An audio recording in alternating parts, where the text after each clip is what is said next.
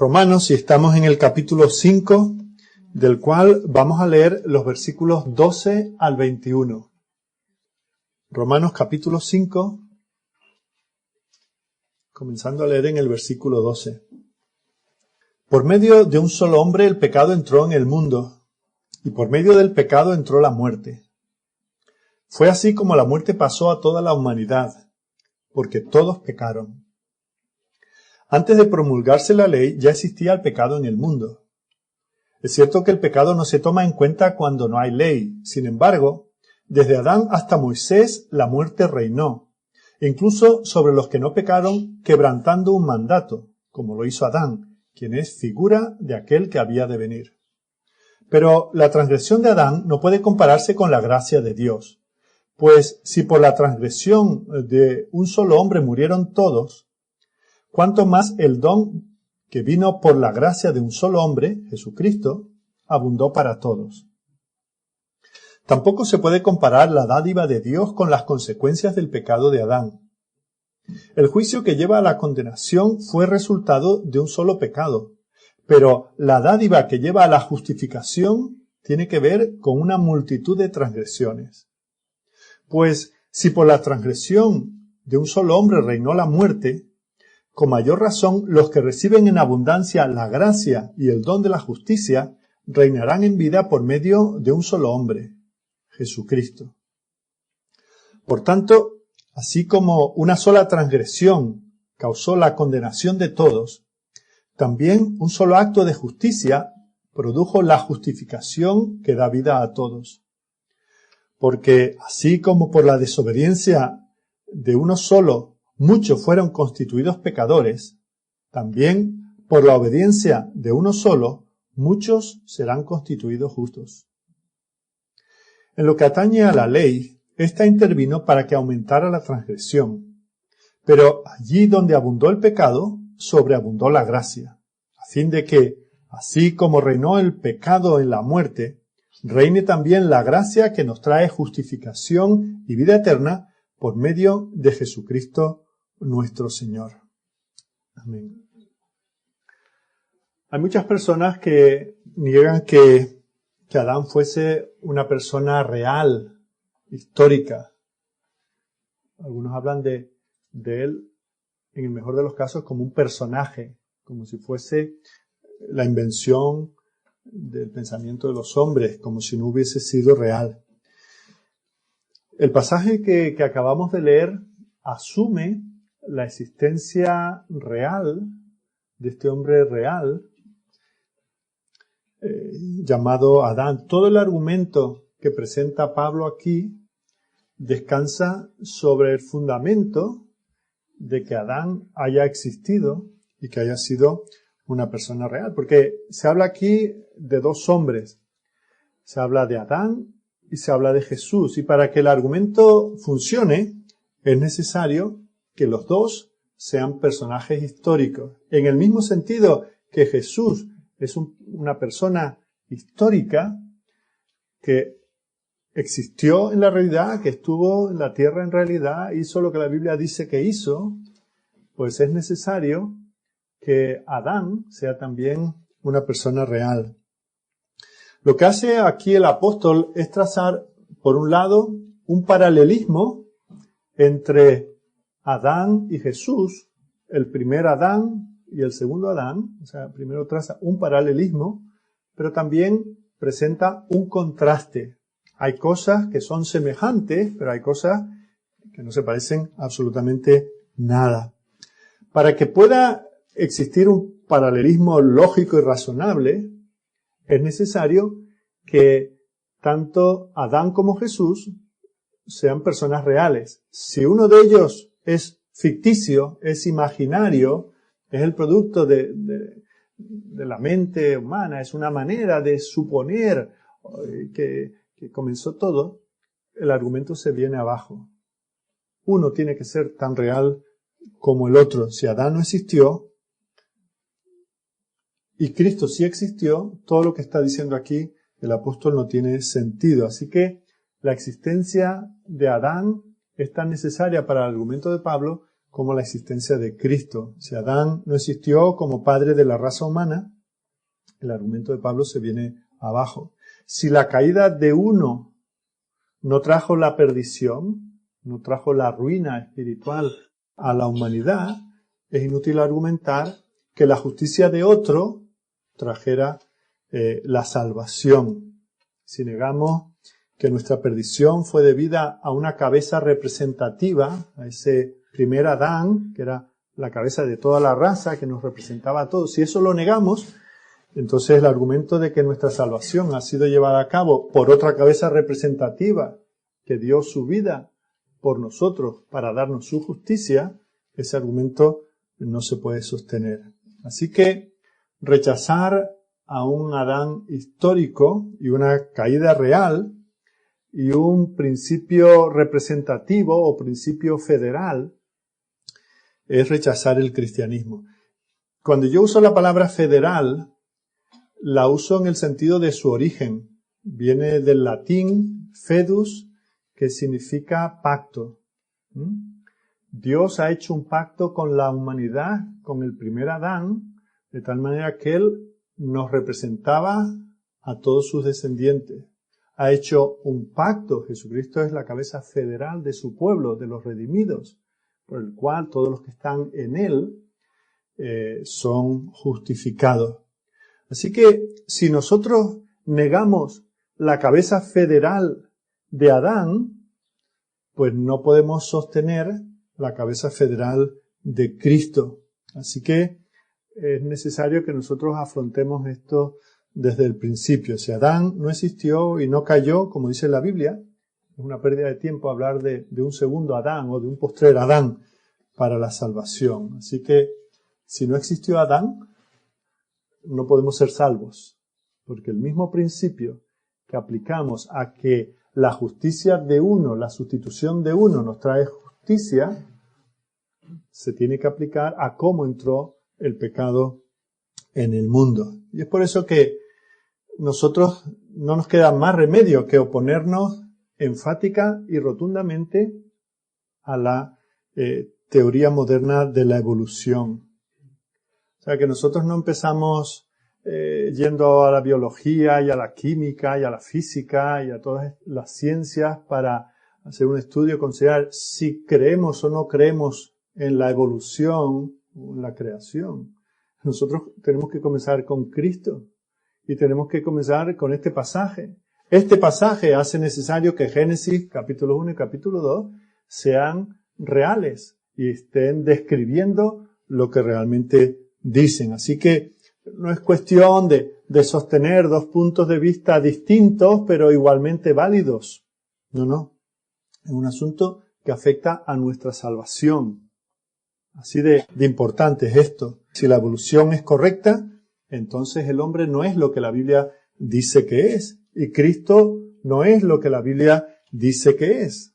Si el primer Adán no fue físico, real, literal, tampoco lo es el segundo Adán. No podemos, por lo tanto, creer al mismo tiempo en la evolución y en la Biblia. Es algo que tenemos que descartar. No podemos negar Génesis capítulos 1 al 3 y luego ir a Cristo en busca de salvación. Que por cierto, Cristo avalaba los primeros 3 capítulos de Génesis. Así que creer en la evolución no es una alternativa que puede aceptarse como algo admisible.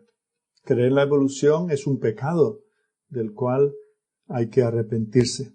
Ahora, eso no significa que nosotros los cristianos vivimos en un oscurantismo, que no leemos libros de ciencia y que no tratamos de estar al día en lo que en el área del conocimiento que avanza según se hacen descubrimientos, etc.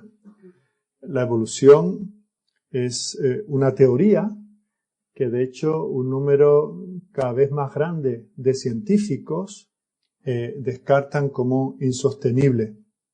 Muchos científicos consideran que no hay evidencias suficientes que demanden que tenemos que aceptar esa teoría.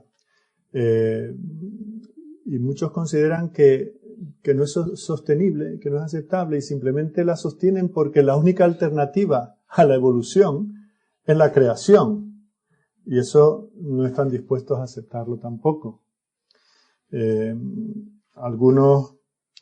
El problema es que si admites una creación, tienes que reconocer un creador. Y si admites un creador, entonces tienes que admitir que probablemente tendremos que dar cuentas a él. Y por lo tanto tendremos que saber por qué estándar nos va a juzgar y qué cuentas nos va a pedir. Entonces ya aquí entramos en tener que someternos a él, y eso es lo que no queremos. Y es por eso que hay muchos científicos que se declaran agnósticos. Bueno, puede que exista un creador, pero yo no soy capaz de conocerlo. Y buscan cualquier otra excusa, ¿no? Pero lo importante es que veamos que este es un asunto incómodo para los no creyentes, pero para nosotros es un asunto fundamental. Toda nuestra fe se basa en que creamos que Génesis capítulos 1 al 3 son literales, tal como se manifiesta en ellos, ¿no? Creer en un Adán histórico no fue un motivo para el apóstol para avergonzarse.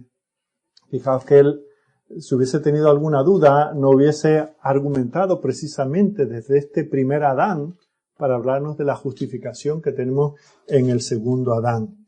Y lo que él va resumiendo, lo que nos va a decir en estos versículos, él nos va a presentar que la ruina, la perdición que ha traído Adán fue grande, pero que la salvación que ha traído Jesucristo es aún más grande.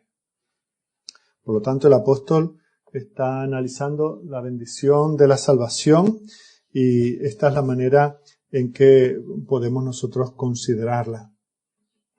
Según el apóstol, Adán trajo a todos los hombres, a toda la humanidad, una ruina, una perdición inmensa.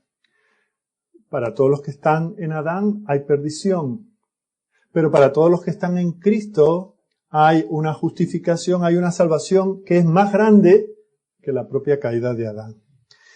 Lo que vamos a ver esta mañana son solo dos puntos después de esta más bien larga introducción.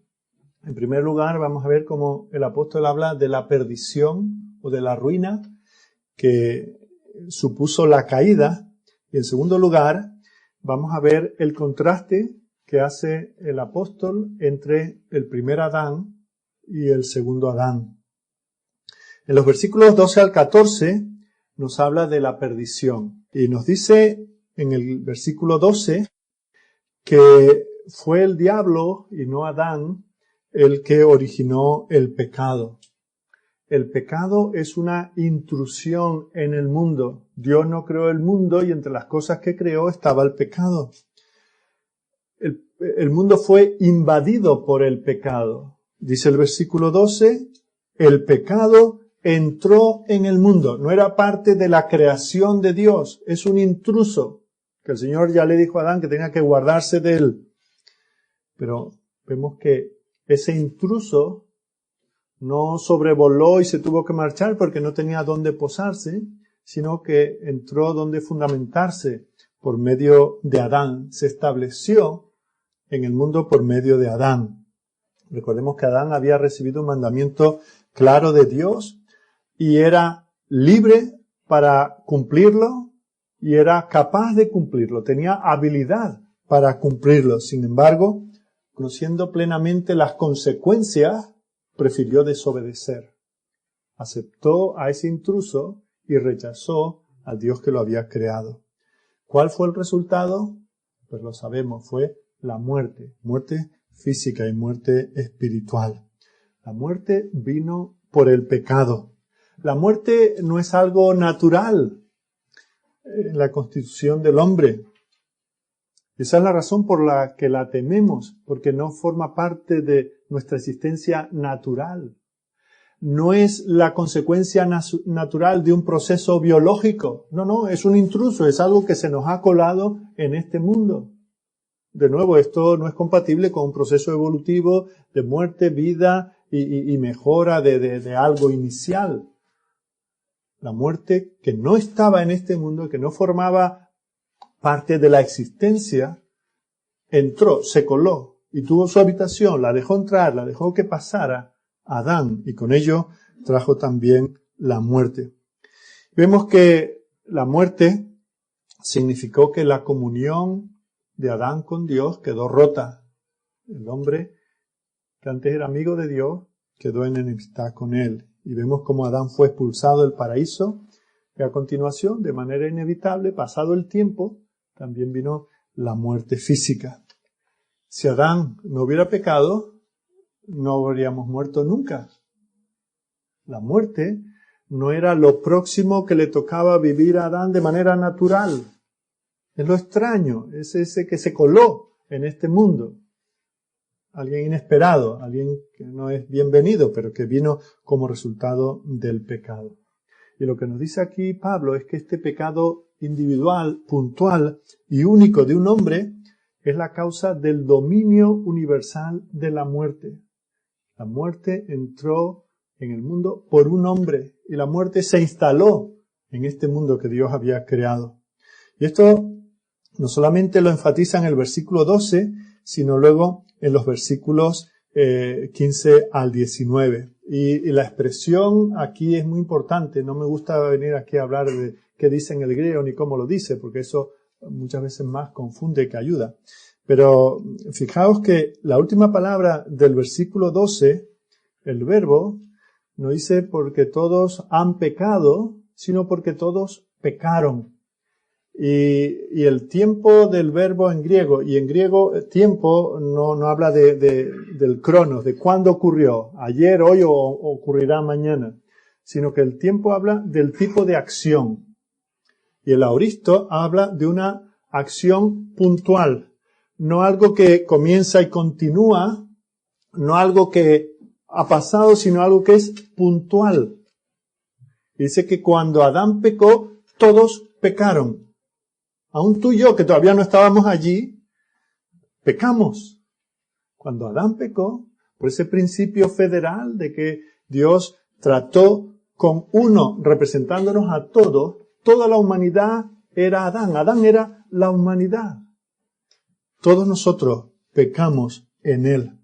Así que el argumento de Pablo no es que, bueno, todos somos pecadores por un asunto de herencia, porque Adán es nuestro antepasado, sino porque Adán es la humanidad. Él nos representaba a todos. Él es la cabeza federal, la cabeza representativa de toda la raza humana. Hay una unidad en la raza humana. Aunque nosotros vivimos en unos tiempos en que el individualismo es lo que parece prevalecer, todos nos pertenecemos. Todos somos muy semejantes, somos muy iguales. Si esa expresión se puede decir, lo de muy iguales, ¿no? Pero vemos cómo Adán y nosotros somos miembros los unos de los otros, como son miembros el uno del otro la raíz y las ramas de un árbol. Nos pertenecemos, somos lo mismo. Así que Dios quiso hacer las cosas de esta manera. Dios ordenó que nuestra relación con Él fuese por medio de un hombre, por medio de Adán. Así que cuando Adán pecó, nosotros pecamos. Nosotros pecamos en el pecado de Adán. Nosotros no nos hacemos pecadores el día que cometemos nuestro primer pecado. Cometemos nuestro primer y el resto de nuestros pecados lo cometemos porque somos pecadores, porque en Adán fuimos constituidos pecadores. Cuando él pecó, ahí estaba yo también pecando. Alguien cuando oye esto dice, es que eso no es justo que esto sea así. Dice, es que si yo hubiese sido Adán, yo no lo habría hecho. ¿Cómo puede alguien decir eso cuando hace cada día 50 veces lo mismo que hizo Adán? Desobedecer a Dios. ¿Cómo nos atrevemos a argumentar, yo no lo habría hecho, cuando es lo único que sabemos hacer? Solo sabemos pecar. Y eso es lo que hacemos. Así que no nos distanciemos de Adán como si él fuese el raro. Él es como nosotros. De haber sido David Rivero en lugar de Adán, hubiera hecho exactamente lo mismo. Y de haber sido tú, hubieras hecho exactamente lo mismo. ¿Cómo lo sé? Porque lo hacemos. Cada día hacemos lo mismo. Conociendo la voluntad de Dios, hacemos lo que nos da la gana, que es distinto a lo que Dios quiere que hagamos. Así que no tiene sentido protestar estas cosas. Tampoco tiene sentido decir que es injusto. Y sobre todo un creyente. No se le debe ocurrir pensar que esto es injusto. Porque el mismo principio por el cual la justicia de Cristo es nuestra, eso sí nos gusta, que uno nos represente, que no tenga que morir yo, que muera Cristo. Que no tenga que recibir la ira de yo, que la sufra mi representante. Esa parte sí nos gusta.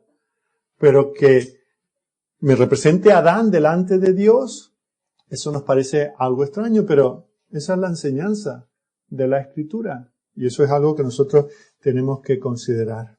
Así que lo que nos dice el versículo 12 es que el pecado consiguió acceso a la humanidad por vía de Adán y que lo que vino a continuación fue la muerte. Bueno, ahora pasemos a los versículos 13 y 14, que dicen, pues antes de la ley había pecado en el mundo, pero donde no hay ley no se inculpa de pecado.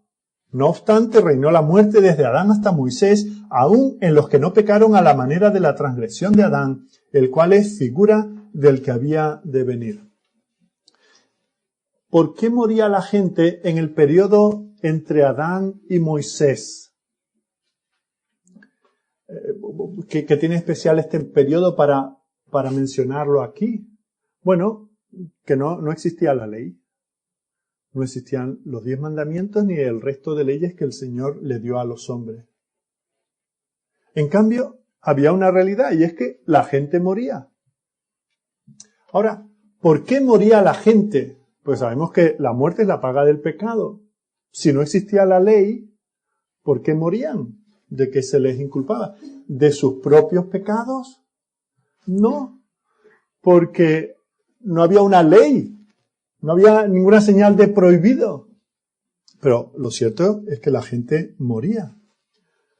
En ese tiempo, al no haber ley, no había nada que transgredir. No había una plomada que dijese qué es lo que está bien y qué es lo que está torcido. Eso no existía. Por lo tanto, no había manera de que nadie fuese declarado culpable ante un tribunal. ¿Por qué? ¿Qué he hecho de malo? Es que esto no se podía. Yo qué sé si se puede, si no hay ley. Pero la gente seguía muriendo. Y la muerte es la consecuencia del pecado. ¿Por qué moría? Por el pecado de Adán. Por el pecado original. Aunque no hubiese ley, todos eran culpables delante de Dios. La gente seguía muriendo, aunque solo los pecadores mueren.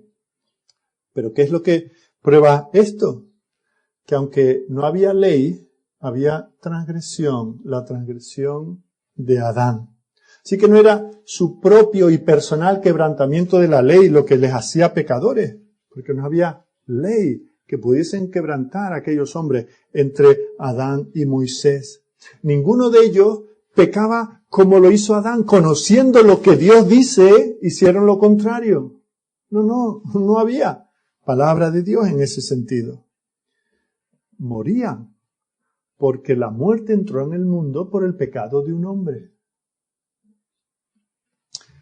Lo que su representante había hecho les afectó a ellos personalmente. La acción de uno los afectó a todos. El pecado de uno trajo la muerte a todos. Así de grande es el pecado de Adán. Y por lo tanto no había ninguna esperanza para la raza, excepto que se considerara que como un hombre Adán nos representó y nos arruinó la vida, ese Adán fuese el antitipo de otro que había de venir, que nos representara y nos trajera la justicia que Dios demanda de nosotros. Esa era la única esperanza, que Adán fuese simplemente una figura, un tipo, la contraparte de aquel que en el versículo 14 se menciona como aquel que había de venir. Esa era la única esperanza que podía haber. Así que el principio de representación, este principio federal del que estamos hablando, que es la causa de nuestra ruina, de nuestra perdición, es también el principio por el cual nosotros podemos tener salvación. Y en ese sentido hay un paralelismo entre Adán y Cristo. Adán nos ha traído la ruina al representarnos, Cristo nos trae el estar a bien con Dios al representarnos en la cruz del Calvario. Así que uno es la figura del otro.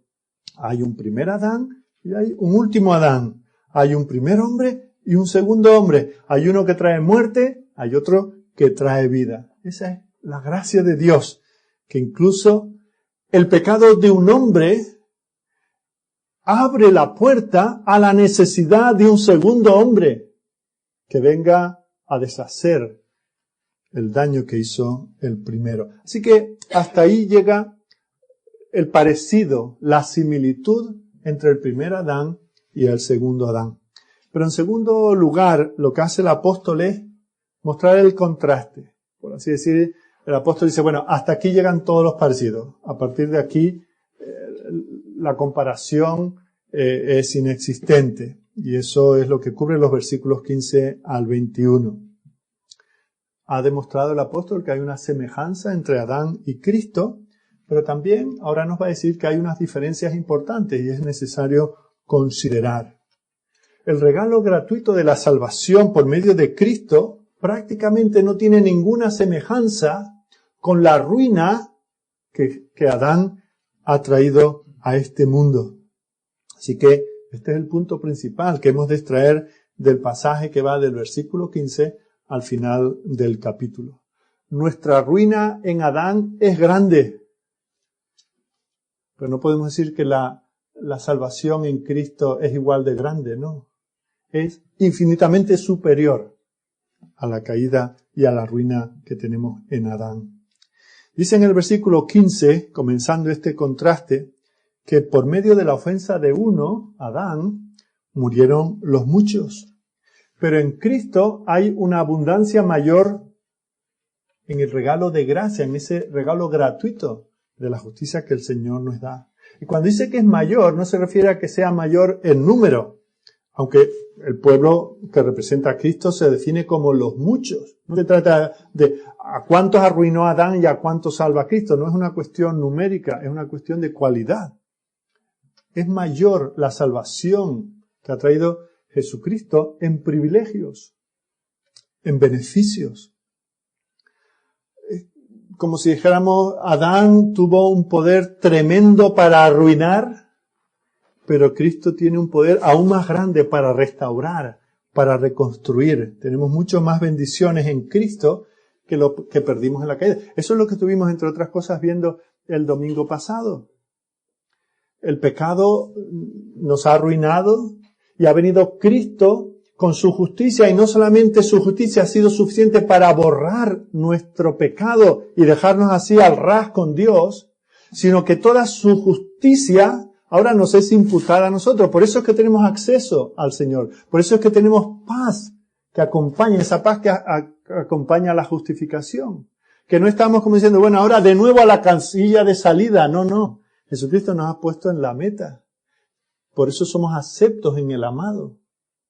Por eso no es comparable. O sea, hay una similitud, pero no es comparable la ruina que trajo el primer Adán con la bendición que ha traído el segundo Adán. Esto lo subraya el apóstol en el versículo siguiente, el versículo 16. Dice, y con el don no sucede como en el caso de aquel uno que pecó, porque ciertamente el juicio vino a causa de un solo pecado para condenación. O sea, que un solo pecado trajo condenación. Dice, pero el don, lo que ha hecho Cristo, vino a causa de muchas transgresiones para justificación. Un pecado arruinó a muchos, pero la justicia de uno no solamente nos ha librado de ese un pecado, sino de las múltiples transgresiones. Y por eso somos justificados. Así que hay un paralelismo que podemos ir trazando, pero llega hasta donde llega. Y Adán se queda corto. Lo que él fue capaz de destruir y la ruina que fue capaz de traer no es comparable con la inmensidad de la gracia que el Señor nos ha provisto en el Señor Jesucristo. Por medio de la ofensa de Adán, la sentencia de condenación pasó a la humanidad. Pero dice que el regalo de Cristo excede a lo que hizo Adán. Porque fijaos que hubo un primer pecado que afectó a todos, pero después de eso ha venido una multitud de transgresiones Jesucristo no quitó solamente las consecuencias de aquel primer pecado, sino de los muchos pecados que toda la humanidad ha cometido a continuación. Ha habido muchas repeticiones de aquel primer pecado, pero Cristo revirtió eso. Y en lugar de nuestra ruina, Él ahora nos ha dado su justicia, de tal manera que somos puestos en una buena relación con Dios, una relación de justicia. Por eso somos aceptos en la presencia del Señor. En el versículo 17 se nos dice que por una ofensa única de Adán, la muerte reinó y dominó sobre todos nosotros. Dice, pues si por la transgresión de uno solo reinó la muerte, mucho más reinarán en vida por uno solo, Jesucristo, los que reciben la abundancia de la gracia y el don de la justicia. Esto es lo que el Señor Jesucristo nos ha traído. Esa bondad inmerecida hacia nosotros, esa gracia suya, ese regalo de justicia que no es nuestra, es una justicia imputada, suya, puesta en nuestra cuenta. Es algo que nosotros compartimos y compartiremos para siempre. Él nos da una vida resucitada, un acceso permanente a su gloria. Y eso es lo que abunda en el versículo 18. Así que como por la transgresión de uno, por cierto, el versículo 18 es un poco la continuación del versículo 12, ¿verdad? Es como si, por ejemplo, yo antes anuncié que en estos días vamos a necesitar limpiar las sillas, ¿verdad? Entonces yo empiezo a anunciar, hermanos, el lunes voy a traer la máquina para limpiar. Y veo que ponéis caras de que, yo tengo esto que hacer, lo otro y tal. Entonces hago una explicación y digo, bueno, no hace falta que vengan todos, solamente aquellos que tengan fuerza, capacidad y que tengan alguna experiencia en esto. Y una vez que digo eso, vuelvo y termino. Así que el próximo día tal, y esto no es un anuncio, esto es un ejemplo, el próximo día tal, nos reunimos y limpiamos la silla. Fijaos, ya que he entrado en esto, fijaos cómo tiene más sentido cuando leemos así los versículos 2 y 18. Por tanto, como el pecado entró en el mundo por un hombre y por el pecado la muerte, así la muerte pasó a todos los hombres por cuanto todos pecaron. 18. Así que, como por la transgresión de uno vino la condenación a todos los hombres, de la misma manera, por la justicia de uno, vino a todos los hombres la justificación de vida. Y lo que hay en medio es una digresión que hace el apóstol para explicarnos todo ese paralelismo que hay entre la obra de Cristo, de Adán, y la de Cristo. Pero centrándonos de nuevo en el versículo 18, vemos que lo que el apóstol hace es decirnos que por la ofensa de Adán, la condenación vino a todos los que están unidos a él, a todos los que Adán representaban. Y de la misma manera, la justicia de Cristo vino a todos los que están unidos a él, a todos los que Cristo representaba. Por aclarar, tenemos que decir que esa expresión, todos los hombres, por supuesto, en ella Pablo no está refiriéndose a que todas y cada una de las personas serán salvas. Precisamente en los capítulos anteriores, él ha estado hablando y abundando, diciendo que una gran proporción de la raza humana, de la humanidad, será condenada. Lo que está diciendo él aquí, o está expresando, es ese principio representativo. Adán arruina a aquellos a los que él representa. Cristo restaura a aquellos a los que él representa. Así que el versículo 18 se puede traducir como diciendo que de la misma manera que la condenación vino a todos por una ofensa, así también la justificación está asegurada por un acto de justicia. Y cuando se habla de un acto de justicia, es el clímax de toda la vida de justicia que vivió Jesucristo. Él vivió en una obediencia perfecta a Dios y a sus leyes desde el momento en que entró en este mundo. Pero ese acto de justicia supremo lo manifestó muriendo en la cruz por nosotros. Y ese acto de justicia es el que nos es imputado a nosotros como si fuese nuestro, porque Él nos estaba representando. Así que tenemos que gozarnos, porque Jesucristo no solamente nos ha traído la absolución por nuestro pecado, sino que nos ha dado justicia en sentido positivo. No solamente nos ha quitado lo negativo, todas las demandas que la ley tenía contra nosotros, sino que nos ha dado su justicia. Tenemos una justificación que nos da derecho al disfrute de la vida. Es por eso que leíamos en el primer versículo y el segundo el domingo pasado. Tenemos acceso a la presencia de Dios. Porque no tenemos que ser probados de nuevo a ver si caemos como Adán o nos mantenemos como Jesucristo. No. Tenemos algo más de lo que teníamos con Adán. Tenemos la certidumbre de que la justicia de Dios, los méritos de Jesucristo son de nosotros para siempre. Por eso tenemos derecho, ahora sí tenemos derecho a la vida y la vida eterna. Luego en el versículo 19 dice lo siguiente: porque así como por la desobediencia de un hombre los muchos fueron constituidos pecadores, así también por la obediencia de uno los muchos serán constituidos justos. Fue la desobediencia de uno la que nos constituyó pecadores. Pero eso se contrasta con Cristo. Cristo obedeció. Por lo tanto, su obediencia nos ha constituido, a esos muchos, nos ha constituido justos. Su justicia nos es imputada a nosotros. Es atribuida legalmente a nuestra cuenta. No la hemos robado, no la hemos usurpado, no hemos hecho un cambalache de estos que hacen los políticos. No, fue un acto absolutamente recto, justo y santo, hecho por el propio Dios. Eso es lo que nos está revelando este pasaje. La salvación, la justicia de Dios es un acto justo, es un acto bueno, un acto sin sombra, sin mancha. No hay ningún trueque aquí oscuro. Está hecho con luz y taquígrafo. Ahora, por otro lado, vemos como el apóstol avanza en el versículo 20. Recordad que viene argumentando todo este asunto al cual se agarraban los judíos, de que si la justificación era por el cumplimiento de la ley, y él está diciendo que no es así, que es por la pura gracia, y presenta el ejemplo de Abraham, que creyó y fue contado como justo aún 430 años de que la ley viniera. Bueno, pues ahora retoma el asunto de la ley, y nos habla de que la promulgación de la ley no alivió la condición caída del hombre. El hombre había sido arruinado en Adán, y cuando mucho tiempo después vino la ley no le sirvió al hombre para mejorar su condición delante de Dios, para mejorar su comportamiento. Dice en el versículo 20, pero la ley se introdujo para que el pecado abundase, mas cuando el pecado abundó, sobreabundó la gracia. El pecado ya existía antes de la ley. Eso ya lo hemos visto desde que entró por medio de Adán.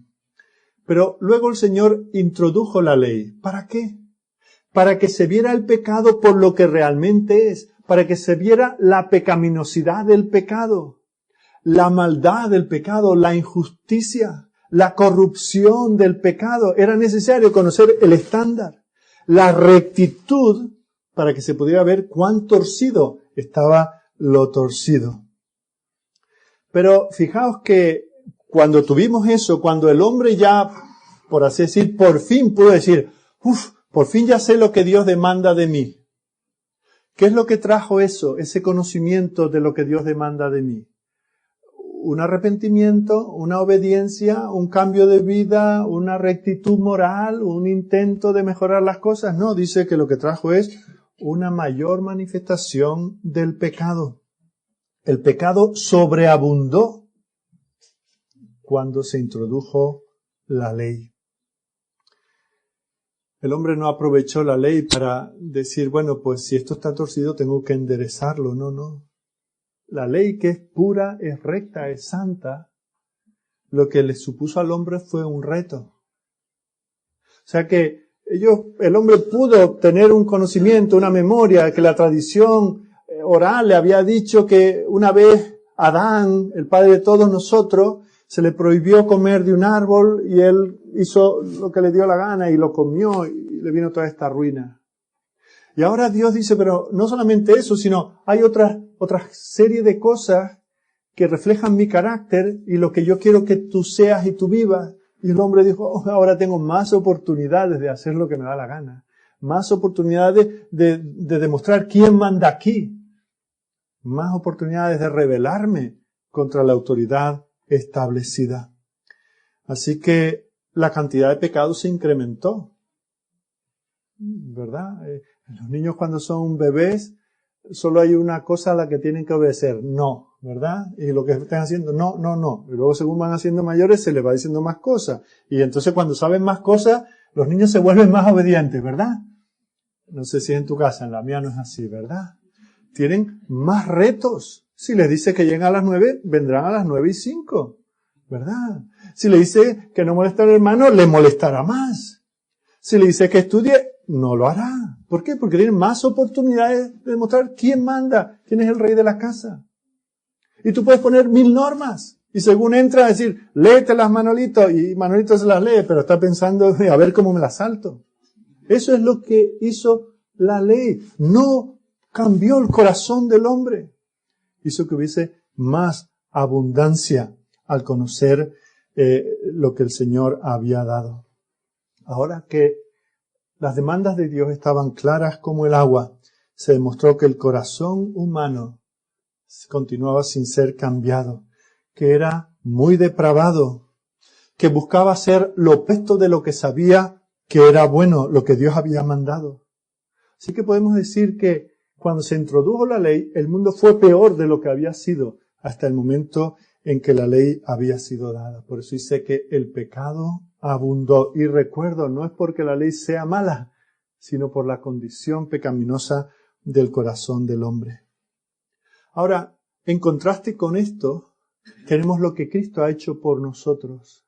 Él nos ha dado su justicia conociendo la ley. Se sometió a la ley. No solamente por sí mismo, sino por aquellos a los cuales Él representaba. Y es por eso que nosotros, asidos a Cristo, estamos asidos a su justicia, a su buen hacer, a su buena relación con el Padre. Y eso no solamente anula todo lo malo anterior, sino que nos da una promoción delante de Él. Somos bienvenidos, somos aceptos en el amado. Por eso dice que donde el pecado abundó, con la entrada de Cristo sobreabundó la gracia. La ley era un maestro que nos lleva a Cristo. Y ahora los que estamos en Cristo, ya no continuamos en esa rebelión. Ahora sabemos lo que Dios demanda y ahora podemos hacer lo que Dios demanda cuando estamos en Cristo. Ahora terminamos, hermanos, viendo una expresión que se utiliza en el versículo 21. Dice, para que así como el pecado reinó para muerte, así también la gracia reine por la justicia para vida eterna mediante Jesucristo, Señor nuestro. Fijaos que aquí se dice que el pecado reinó. ¿En qué se ve que reinó? En las transgresiones, pero también en la propia muerte. La gente moría por causa del reino del pecado. Así que vemos cómo esta escena es de una devastación absoluta, de una ruina del hombre tremenda, insuperable. Pero donde reinó el pecado y se manifestó la gracia de Dios, ahora ¿qué es lo que reina? La justicia. Por eso decimos que los beneficios de la obra de Cristo no empatan con la ruina que nos trajo Adán, sino que son infinitamente superiores. Donde reinó el pecado, sobreabundó la gracia. Cristo vino y nos dio esa gracia abundante, esa gracia sublime. Él guardó la ley, agotó su castigo, todo el castigo que nosotros merecíamos los llevó Él, de tal manera que la justicia no se perjudicó, no se menoscabó. Dios no tuvo que hacer una injusticia contra sí mismo para salvarnos a nosotros. Todo lo que la ley demandaba por causa de nuestro pecado, lo cumplió Cristo de manera perfecta. Así que, fijaos y repasadlo luego en casa, lo que podríamos llamar la línea de quién reina. En versículo 14, versículo 17, dice que la muerte reinó. En el versículo 21 dice que el pecado reinó. Pero ¿qué dicen los versículos 20 y 21? ¿Quién reina? Pero la ley se introdujo para que el pecado abundase, mas cuando el pecado abundó, sobreabundó la gracia, reinó la gracia. Y por si nos queda alguna duda, lo vuelve a decir en el versículo 21. Para que así como el pecado reinó para muerte, así también la gracia reine por la justicia para vida eterna. ¿Cómo? Por las obras, por la ley, por la circuncisión, no. Mediante Jesucristo, Señor nuestro. ¡Qué perdón tan grande! ¡Qué restauración! ¡Qué reconciliación! ¡Qué acto de justicia! ¡Qué bendecidos somos nosotros! Que habíamos heredado de Adán la muerte, la enemistad con Dios. Y que ahora en Cristo somos herederos de la justicia.